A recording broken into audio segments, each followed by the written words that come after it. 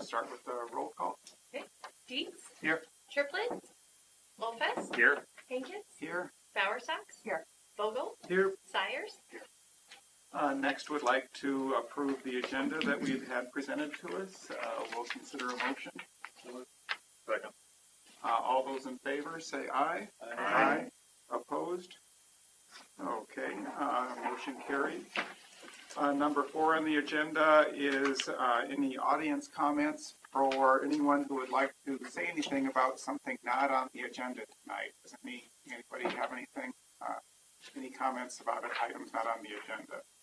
So did not see anyone, so we'll move on to item 5, which is approval of the P&Z meeting minutes for February 19th, 2018. After your review, we'll consider a motion for approval. Second. And all those in favor say aye. Aye. Opposed? Abstain. Abstain? Any abstentions? I probably should also. Wasn't here. Okay, so have 2 of those.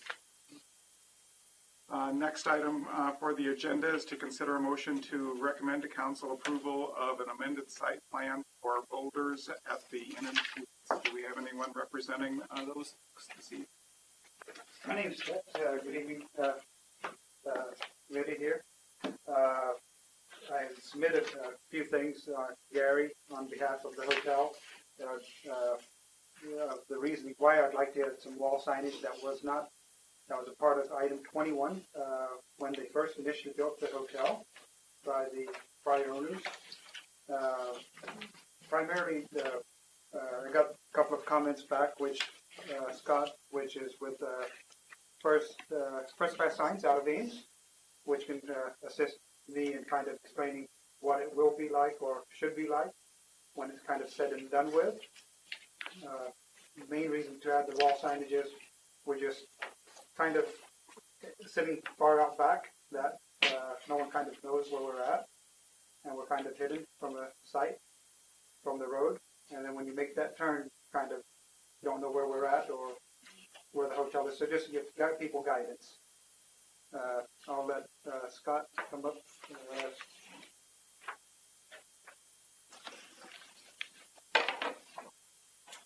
Got a handout fixed.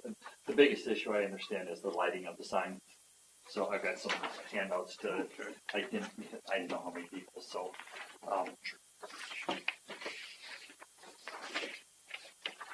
thank you.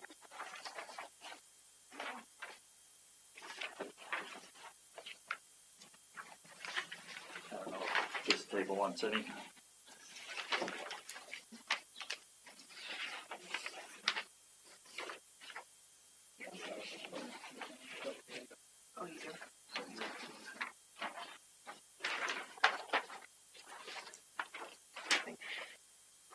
So for the lights, it's going to be an aluminum box with the logo with the word cube routed out. So the only thing that's going to light at night is the word cube. And then the engineers came back with a comment. They wanted it to not be more than a 35 or 34 watt light bulb, I believe. Well, I'm not working with a light bulb per se. What it is a string of LEDs. And so the pink lines on the drawing, I'm going to have 2 strings back there. So as I just handed that out, I think I did my math wrong. The wattage that it puts out, I need to take that times 12, not 6, because there's 2 lines of it. So it's going to be, 20 some watts. So, and that's if there's nothing in front of it. And so, by the time the stroke of the letter is only going to be about that big. So you're going to take that 20 watts down even further. So it's not going to, this is about the least obtrusive type of lighted sign that can be used. So it's just plastic front? No, with aluminum front. aluminum. Oh, Then the letters are back with white acrylic. sure. Yep. So, Basically, we're just lighting the letter cube up, not the metal in the box and everything else. Just to kind of not light up the whole thing, just letters. Sure. So any additional comments from staff? I'll just give you a quick history, if I will. Back when the site plan was first brought forward to P&Z, there was talk about lighting, putting a sign on the motel. At the time, it was thought best to leave it off, and thus we had a general note on the site plan, note 21 to be exact, that said that there was going to be no signs, be it lit or unlit. Fast forward 5 years, and you have Chad coming before you to get that restriction, and that's what you're looking at tonight, is removing that restriction. I did double check the PUD and the PUD master plan, and there was no reference to lighting on the building. So just to make sure that that the site plan wasn't a carryover from the PUD restriction. That's not the case. Any questions or comments? Couple things. Are you okay if we would restrict the hours of operation?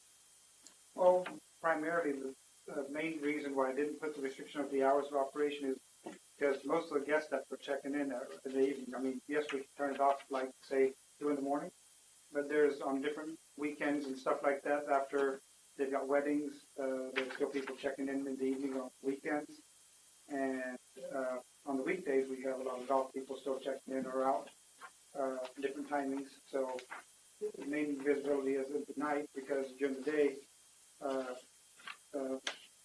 you can't see the building when you're going up and down the road from, I don't know if you call it north to south, but if you're going from Casey's, come and go back up the road, you don't see the hotel. If you're coming down from the opposite direction, you do see it from an angle when you come up to the street, and I've included some pictures of that initially.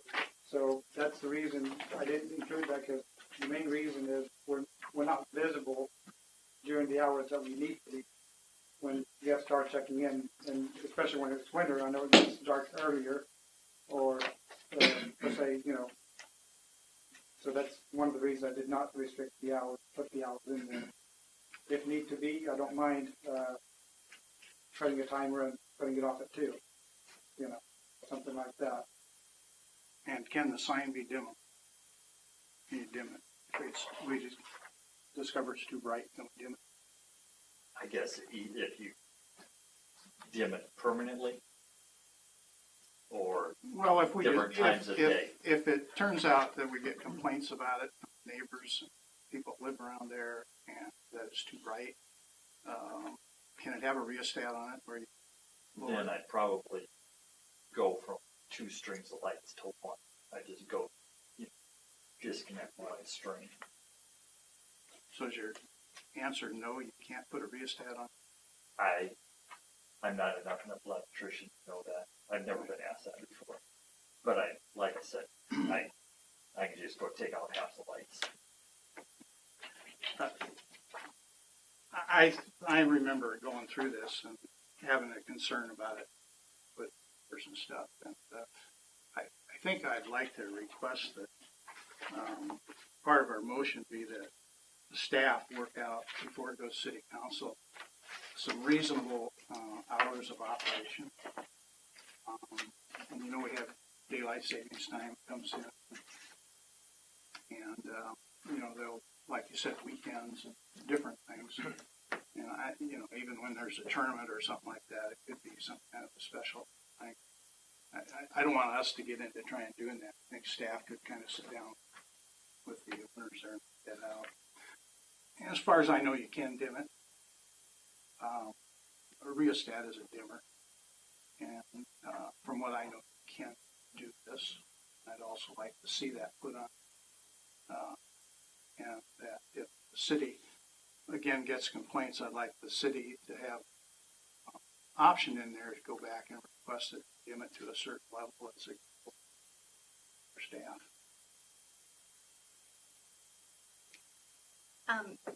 Do you have this on the front and back?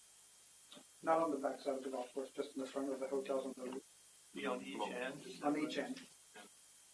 Oh, on each end of the front. Yeah, yes, I think Be on the left and the right. towards the end of the building. Yes. Uh, There's a washdown light currently there. Basically, right under the washdown light is where we're placing it. And to answer this, Mr. Doug's question, I do understand you can dim if need to be.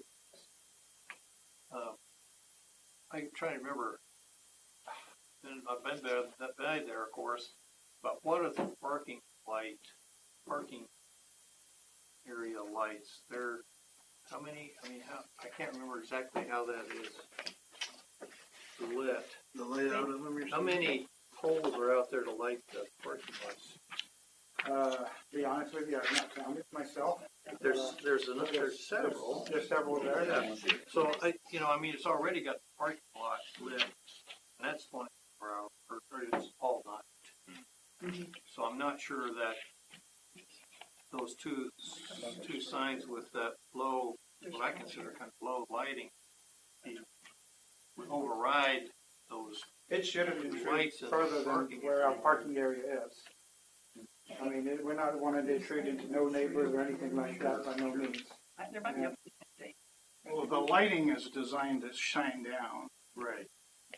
This doesn't shine down, it shines out, so it can be objective. But it would be below the parking lights. Correct. But the houses that are built potentially there, depending on where their lights or their windows are, could be looking directly at your sign. There could be that issue. So we're talking 20 watts per sign. I can, I appreciate this photo here, but where I see my house, I can see the hotel. And if I was looking out from my office fence, I'm not wanting to look at lights. So Correct. I'm thinking, if I'm now going to be those other houses, they may not want to look at your light whistle. Correct. But it shouldn't intrude or go further than beyond even our parking area right there. It's just when they make that turn, they should be able to kind of see where we're at, not go into anybody else's facility or homes or any kind of just looking at that. That's basically the idea. Your idea is to get the attention of people that are pulling When off they, the when they're street. pulling off the street, when they make that right turn or left turn, that's where we're at. That's it. So we don't want it to be, I don't want to be passing or lighting up more than what we need either. Because I understand if there's a home there, then if they do have windows, then like, you guys are saying, it would be intrusive. So that's not the idea. We don't want to pass what we're kind of, we're at. You have a sign right now at the street, aren't you, working to change that Yes, to a lit yes, sign? that is correct. Okay, so you have identification of the street. That's what we're working on, yes. Okay. But when you make that turn, there's, that's what the other segment of what we're trying to do. Okay, well, I really don't think it's hard to find once you turn. Well, to You're be gonna run right into it. Doug, you understand the difference between LED wattage and incandescent wattage, right? Right. Yeah, I know. I mean, That's 20 watts doesn't sound like much, but it's really like 5, 6, 7 times that. Yeah, but, I mean, it's diffused over 32 square feet. I mean, I don't envision, from what data you gave us here, I don't envision this to be really super bright. I think it's going to be more like, I don't think it's being any brighter than your parking lot. And just to follow up on your question, that your parking lots are on all night long, right? So, I mean, I think there's going to be, you're going to read it, and I can see your point for business to where you want to have people see it. If your parking lots were on a timer, I guess I could see that going off. But if they're on all night, personally, I don't have a problem leaving it on all night.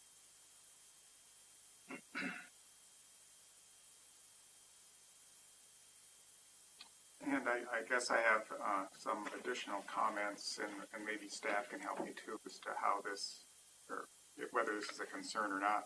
First of all, the sign that you proposed,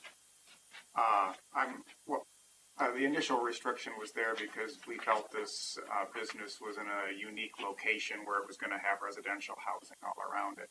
I don't see how the sign that you pose could be any less obtrusive, in my opinion. I think it's a classy looking sign, and it should not be objectionable, at least in my opinion. My concern would be more related to what happens if 5 years from now you want to change the sign. Do we get a look at it again? Or what if a different owner, down the road wants to change the sign? Some things I think neighbors would find objectionable would be certainly any flashing or blinking of the sign, and also an electronic signboard, which we seem to be having more and more showing up around our community, and having limits placed on future changes to the sign, so that either you need to come back to us if it does change, or that there are restrictions, talking about no changes in wattage over and above what's stated here, and no blinking and flashing, and no electronic sign. I could see that, given what you're proposing, that'd be an okay restriction.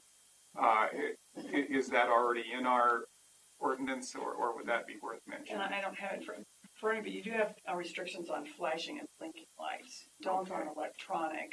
And if you want to restrict the wattage to what it is now, I think that probably should be part of the motion, because there's not a specific maximum wattage on wall-mounted signs. So.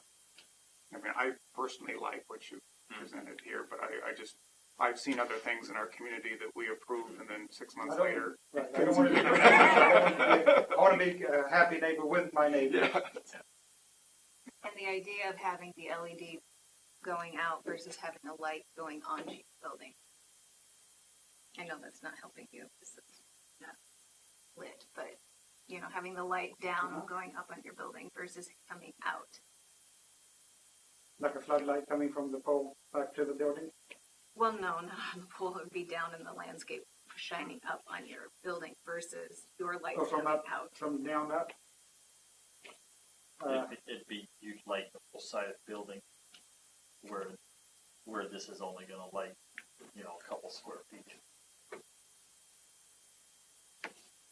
But I guess I'm thinking that light is going into the building versus the light coming out from the building. And then is this a box, and is there any illumination coming out, or is it only coming out the front? It's only 4 letters. Yeah.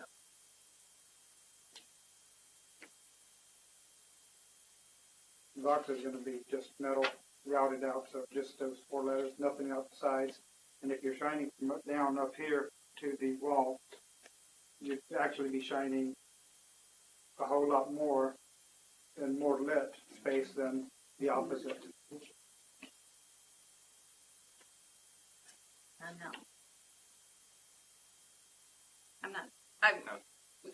It's kind of like a floodlight, is the way I look at it. Yeah, if you're shining a light on a building, you're going to get more reflecting back out than likely would be coming out of just these 4 letters being backlit.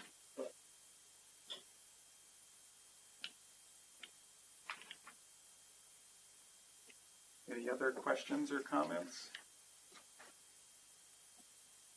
So should someone make a motion, we do have comments talked about so far regarding reasonable hours of operation, the ability to make it dimmable, and both of those items being related to the ability to have staff work with or the latitude, I guess I would say, to have staff work with the owner on finding what's acceptable there, and then also perhaps limits on in the future not having the sign be either flashing, or also no limits on no electronic sign.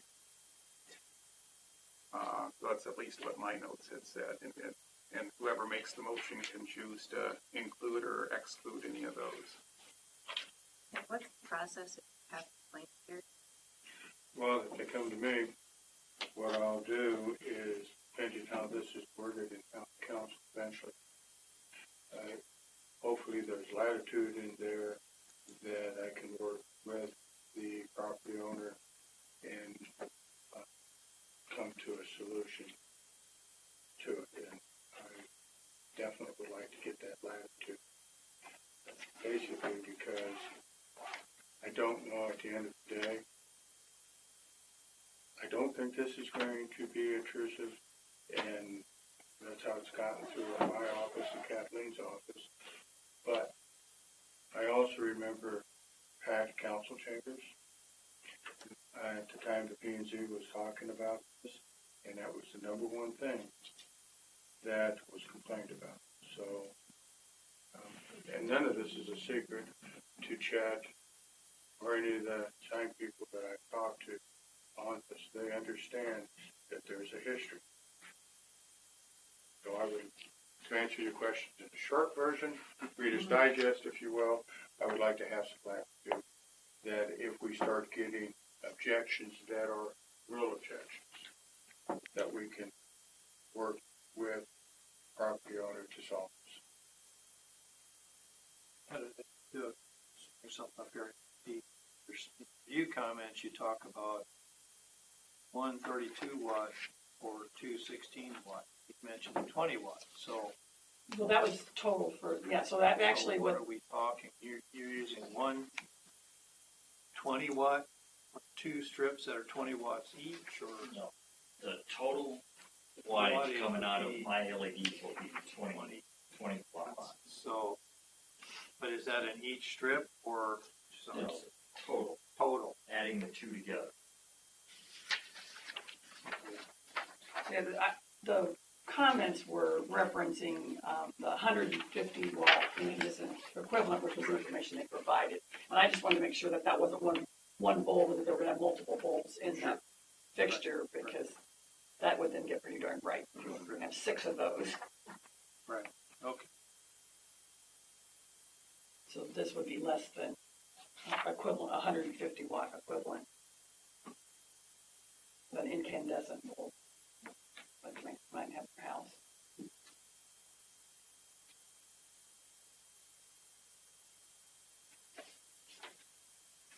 Anyone like to make a motion?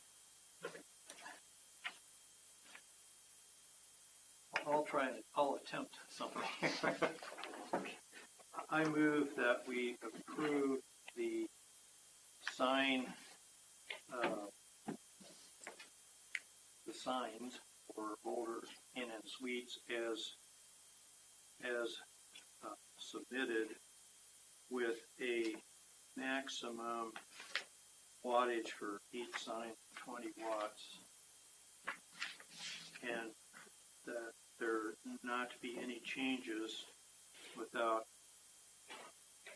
approval by the same process now, and that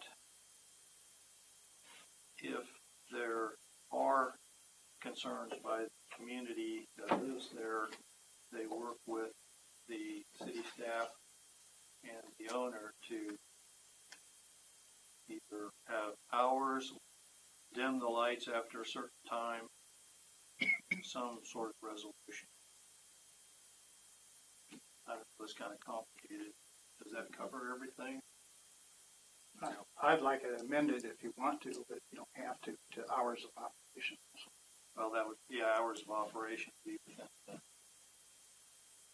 I was presuming they'd have it on all night, but perhaps dim it late or something, if that's an issue, or if they want, or they could be completely turned off. And you're giving the staff the latitude to work that out, correct? Even at a later. I'll second. If you're gonna get down to the nitty gritty, the 20 watts probably is accurate. You've got to take the number I've got there and double. I think it's just over 20 watts. 21.2. 21.24. Yeah, Okay, whatever. call it 22 watts. 22, okay. Okay. I'll accept your friendly amendment. And we have a second, so roll call, please. Sires, Yes. Dietz, Yes. Triplett, No. Olfest, Yes. Hinkus, Borsaks, Yes. Vogel, Yes. Okay, so that recommendation to council is approved. Next item on the agenda is to consider motion to recommend to council approval of rezoning for a portion of outlot Y for 12 Oaks Plat 2 from R1 to R8. Do we have anyone who would like to speak on that issue?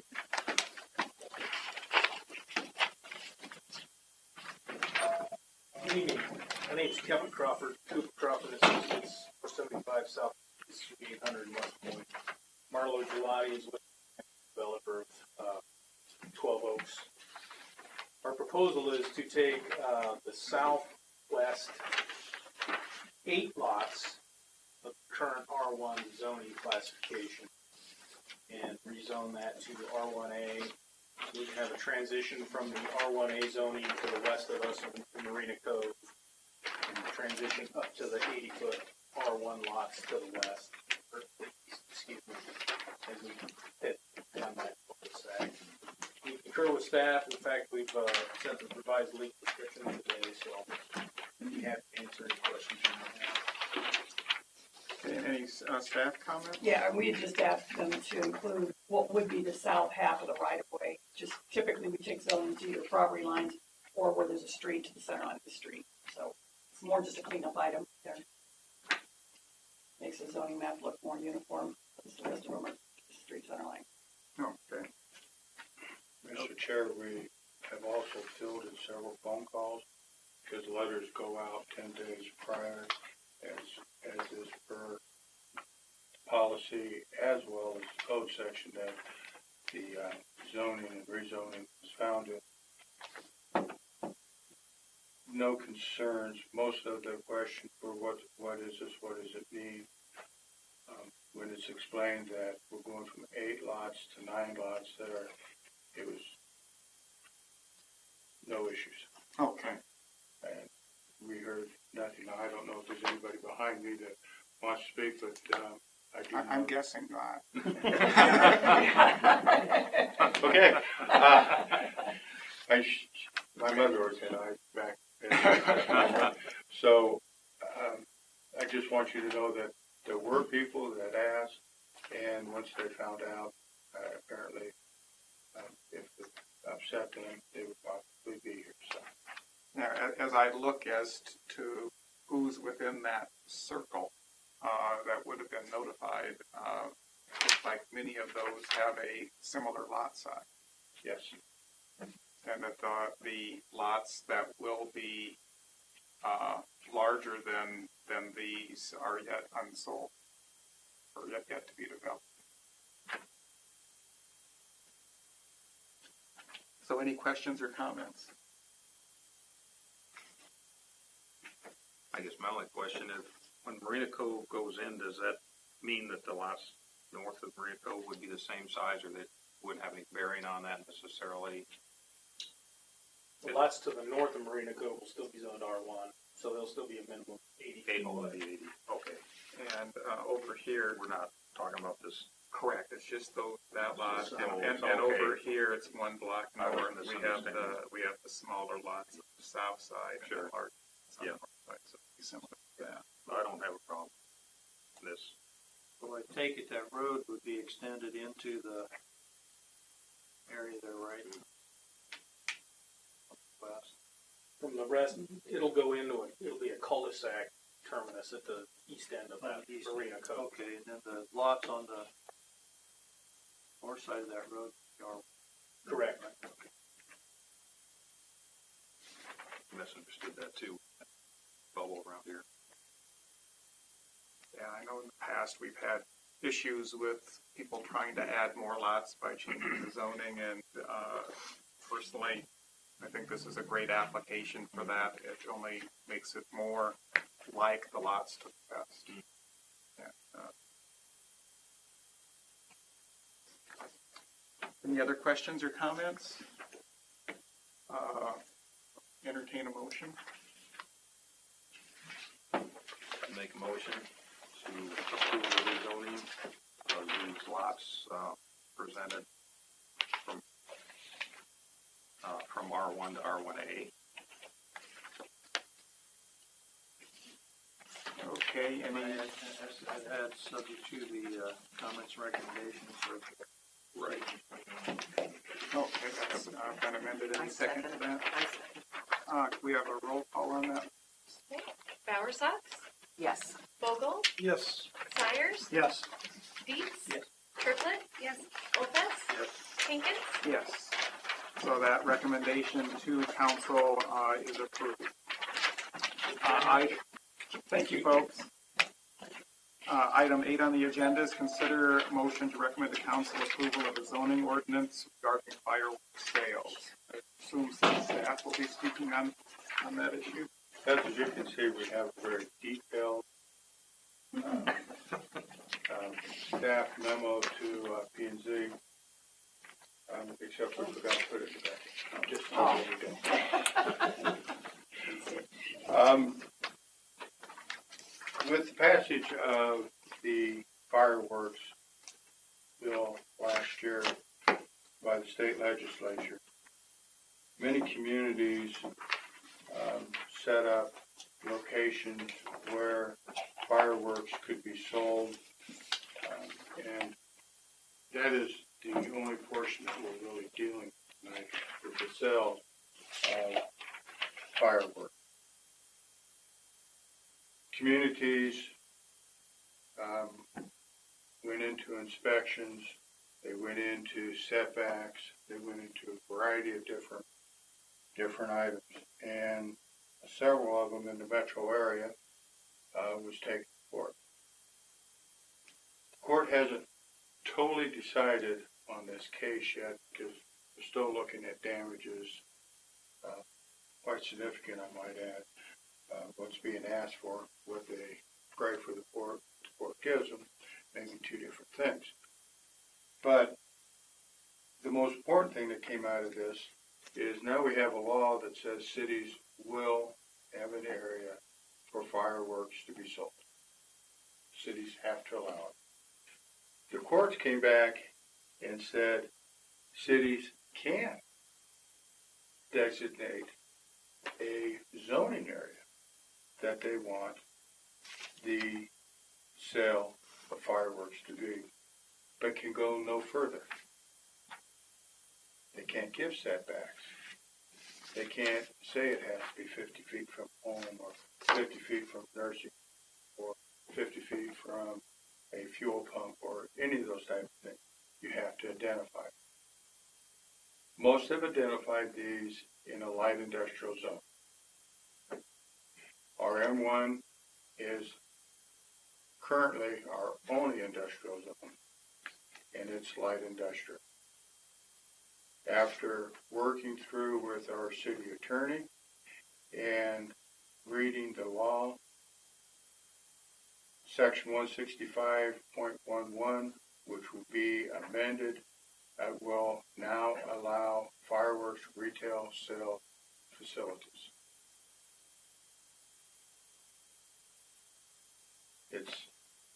This is as far into the weeds as we can get at this time. As clarifications come up, we can deal with those and come back and look at this again. I might add that we had a moratorium that protected us last year. We've got to be ready for a year without a moratorium. So we're down to, we have to allow fireworks. Where are we going to put them? And I think this is the least egregious of all zones. For the light blue or the M1s? Light blue is M1. Here.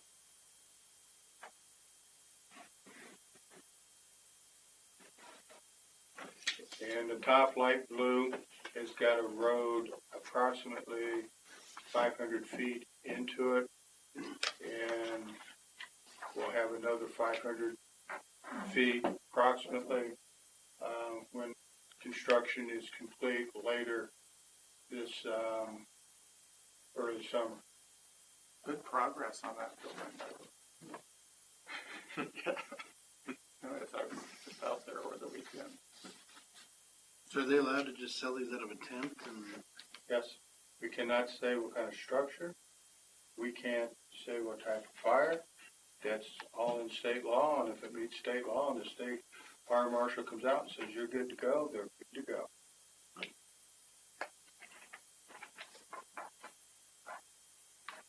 Justin, I can't make this stuff up. Just to clear, Gary and I had a conversation too with Amy where I was kind of playing devil's advocate. Can we require them to do a site plan? No. Can we restrict signage? No. Can we require special events? I mean, can we require a certain setback from residential property lines? And the answer was no, no, no, no.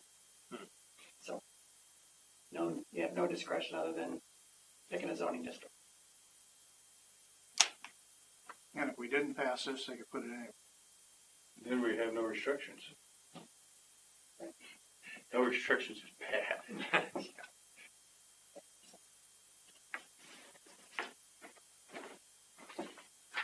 Really, all that does is add fireworks, retail sales facility, list of things that could go. Yes.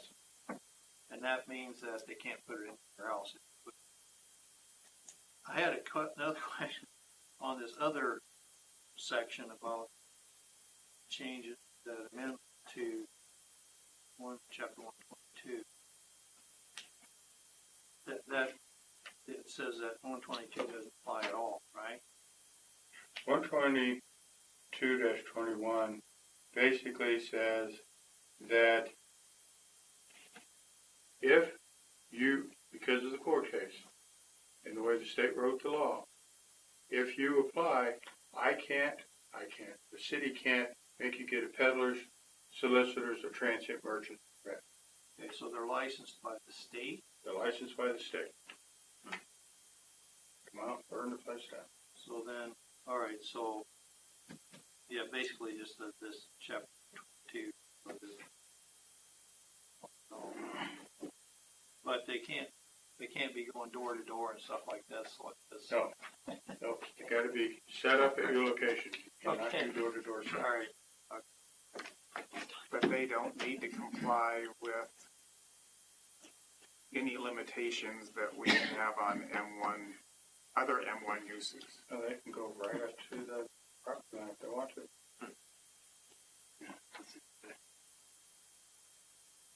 It's a nightmare out here. Legislature. Yeah.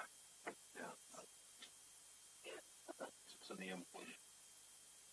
As the law becomes more clear and cities fight and win, we'll be looking at this again. But as normal, I've never thought Polk City should be the bleeding edge on issues. Other people seem to have deeper pockets. Well, this is our best defense. Yeah. That's our best defense for it. And quite frankly, going into our technology park, you're going to be back probably a good 300 to 500 feet before you can have any sales. People aren't going to find you. They want to be in places in Des Moines where they're visible from the interstate and an interchange and that type of thing. What about signage, advertising? I can't control their signage. But Even it have if to be on their property. No, I can't control their signage, period. A sign could go up anywhere. Big old sign So that says it's fireworks with an arrow. It'll be interesting to see how when this is huge. Yeah. Boy Scout troop or something wants to do something. Well, I'm more worried about that parcel east of the barrier dam. Kind of advertising delayed traffic. No. Yeah, and you're talking about at the marina? Yeah, east of the marina. Right here. Oh yeah. Yeah, that looks Right here where good. boat deal is. I presume that folks that own that property have something to say.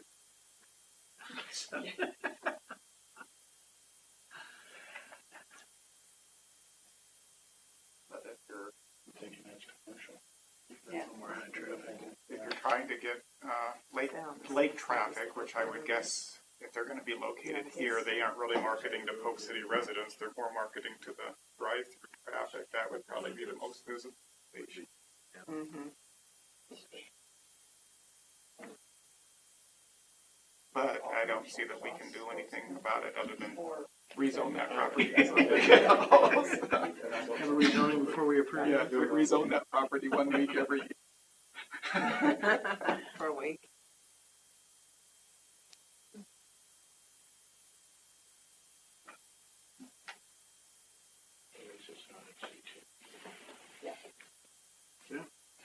So, any other questions or comments about what's been put before us here this evening? Not all would entertain a motion. Make a motion, we recommend approval of the zoning ordinance regarding fireworks sales. Second. Have a roll call, please. Oldfest, Yes. Pinkett, Yes. Bowersox, Yes. Vogel, Yes. Sires, Yes. Dietz, Triplett. Yes. That recommendation to council was approved. Number 9 on the agenda is council liaison report. So I'll expand on that a little bit and appreciate the work there. It's the whole fireworks thing is in my time, which isn't super long, but nothing that has drawn more interest, phone calls, emails than this did last year. Another topic unto itself, but I think we did prove the thing, which is what you alluded to, Ron, is kind of take the middle path. A lot of I know we weren't talking about the display sign, but a lot of the restricted areas in the metro saw as many fireworks as the more restricted or least restricted areas did, and the more restricted zoning areas are the ones that got sued, and which is why the legislation was late in the session.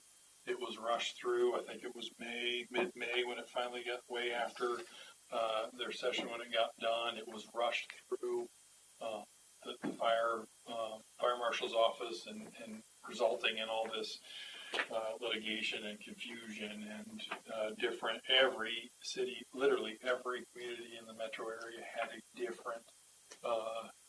a different take on this. And so then when we saw the lawsuits last fall, I'm almost equally shocked that the conversation that was had last year about this has quiet this legislative session, which I think is kind of doubling down and putting us in the kind of poor spot that we are from a municipality perspective, from the state sort of putting this out there and then not really doing it in what I would call a organized or thoughtful fashion. So I don't know where that leaves us from the other side of the house on this, but I think this is the smart thing to do. And I am concerned that we don't have the traffic that they're going to get from a visibility standpoint, but with the campgrounds and some of the other things that are raised, and I kind of had the same reaction that one spot down there. We can do everything we can. The state and county are going to have enough space in our similar space that we're kind of at there too. So we'll see, I guess, if anything more comes out. But it's just interesting and an ounce of prevention versus a pound of whatever that saying is definitely applies here. Other than that, since last time we met, the budget was a big piece that we finalized March, since we didn't meet last month. That's been a long time, so that's other than that, report. Okay, since it's still officially your floor, I'm going to ask the staff a question. It'll kind of be directed to you. How does the county work with the fireworks issue? You had brought up the county, and I was a little confused how they would handle that. So the county has the jurisdiction on is it Sandpiper, or the state has the marina, and the county either has or both Sandpiper or, like on the other the other side of the marina, the other campgrounds. Cherry Glen. No, not, Prairie Flower. And so that's where we were kind of stuck from the display, standpoint on this is, what do we do? And when the marina or those campsites could be, especially in some of your own neighborhood, as close as we would be almost there. So they, I believe the county, they sided with the state in terms of their restrictions, which weren't very much, if at all. And that was leading into the 4th of July period last year. I haven't heard that that's changed. I think most communities, you saw some, Des Moines, West Des Moines in particular, where they got enough feedback in August to change even the slight restrictions they had to complete restriction. And everybody was sort of waiting to see what came back around this legislative session, which, like I said, has been quiet to my knowledge, right? But it's not. Okay. Did that answer your question? Well, yeah, so on state, I mean, I'm assuming to put up a fireworks stand, you need to have an agreeable landowner. And so in Prairie Flower and Sandpiper, I mean, you wouldn't have an agreeable landowner, would you? It's the county or the state? You would think. Well, both of those are core, so I don't know what their status is, if they were actually on that property. And I think that's where the federal land, in some cases, went back to, it's either the state or the county. Again, last year, this is a little bit state form, but. Okay. But, similar to where that you've got firewood being sold in the entrance to Prairie Flower. I don't think you could do that with fireworks, but that doesn't mean so. Okay. But in the county, I mean, if you're like between us and Ankeny as an example, there's probably some ag land still.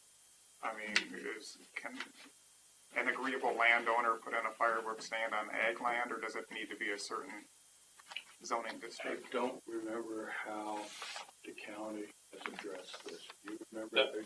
I don't remember, but that was the exact figure. Okay. That there's a lot of that land, even, farther away from us than those campgrounds were, but. Okay. It didn't happen. There was enough, I think, even with some of the restrictions that the more metro communities had. But inferring on some of the lawsuits, they made enough to make the lawsuits worthwhile. So, and so the damages that Gary was talking. So certainly not. Well, each of us is kind of a city representative in our neighborhoods, and we field lots of questions. So as you guys hear more between now and the 4th, keep us apprised. Oh, I yes. certainly appreciate it. I only have one way to say what's going on, and that is a rising tide does not raise all boats equally. It's crazy. Understand. Okay, next on the agenda is staff report. You weren't even here last time, so you should have lots. Basically, we're not seeing anything on the horizon right now that to be new subdivisions that are something that you already don't know about. Don't see like a brand new subdivision. I do believe that you'll have some of the vacant land that you've seen preliminary plats on, or at least a concept could be coming forth, but we've got about 500 lots, one stage, one type of stage or another, and I think that those will have to dwindle down before you're going to see a whole lot more activity. Do we have anyone in the building 2 lots to the north? I think they've got 1 or 2 offices rented now. Okay. Be good to see some activity there. Kind of a focal point in our square right now. So. Yes, it is. See it, be nice to see it. Not big. Anything else? You will be seeing an amended site plan coming forth, most likely in May. You visited in January. Most likely you'll be seeing it again. Hy-Vee. Shocked. Well, they got permission to do a few things from some of the leaseholders that will be in that building. So they get all those figured out, and Kathleen and I met with them, and I think we have the drainage figured out. So they'll be forthcoming. Okay. I see a lot of grading equipment around there. Is that whole parcel wall way to the east going to get graded at this time, or are they just going to focus mostly on? Yeah, The Hy-Vee. they're grading the whole site. They're doing mass grading. So that they will be putting in detention ponds. As I recall, there's about 5 of them. There's 2 wet bottom ponds that will eventually be in parks, and then there's 3 dry bottom ponds, one that's kind of upstream of the park, and then 2 that are as you're going down into Pine Ridge, and another one that's over by Deer Haven. So they'll be doing that, and then their phase 1 construction drawings included 39 single-family lots, and the Hy-Vee lot, and the lot to the north, just at the northeast corner of that intersection, and then the little commercial lot that's south of the Hy-Vee's lot. Okay. 3 commercial lots of 38. Excuse me. They backed On off. the initial build, how far will East Bridge Road go? It'll go about, I want to say 8 or 9 lots. It'll go in, but not all the way. It will not go all the way and make a connection yet.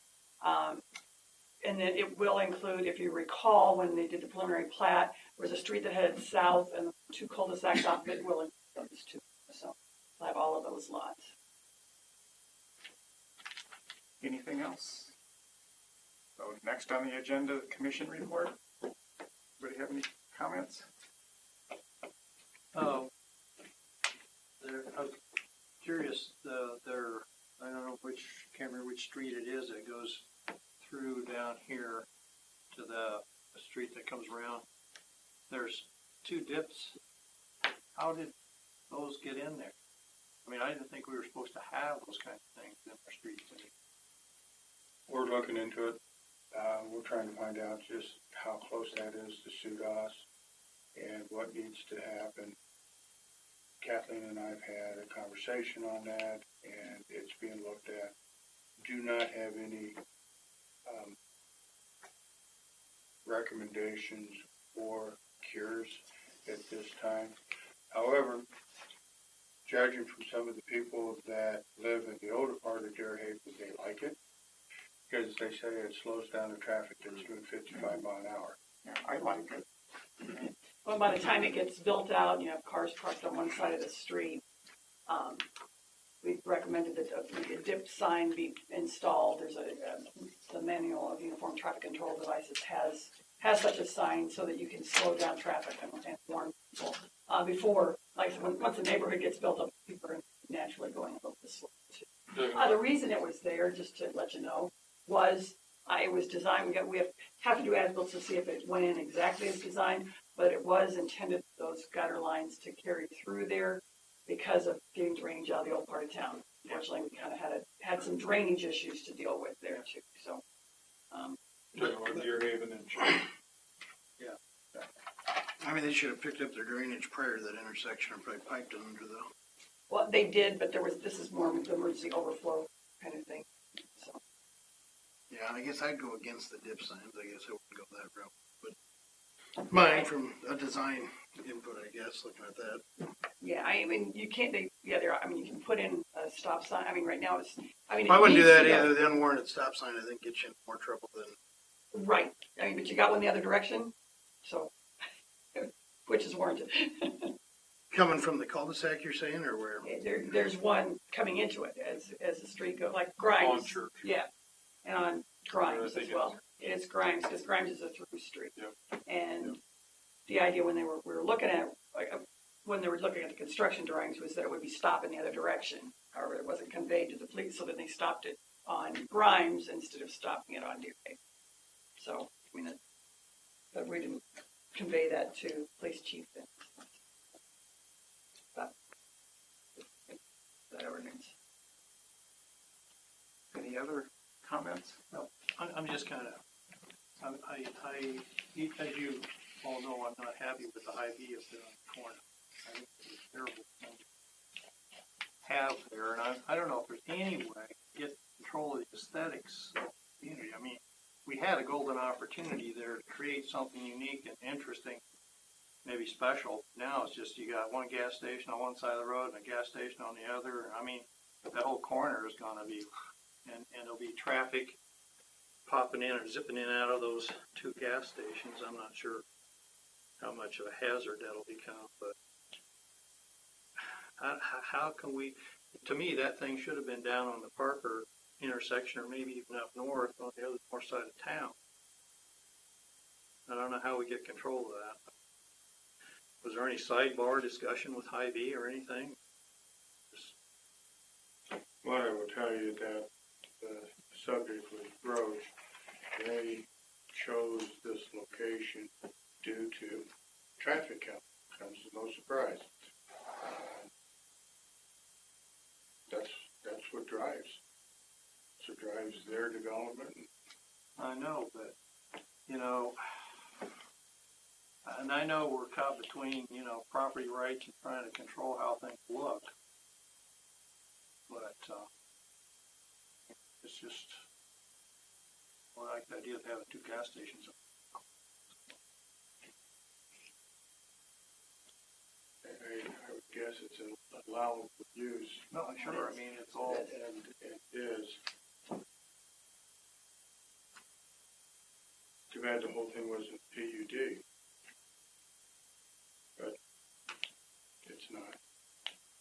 I mean, I knew this, when we allowed that commercial strip right along that road, I knew this is exactly what happened, so. I understand your comments. Any other comments? Entertain a motion to adjourn. So we have a motion, a second. And all those in favor say aye. Aye. Opposed? So meeting adjourned.